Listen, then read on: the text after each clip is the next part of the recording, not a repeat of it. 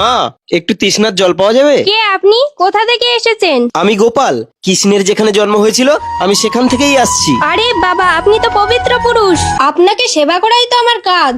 আপনি বসুন, আমি আপনার জন্য খাবার আনছি। খাও বাবা, খাও।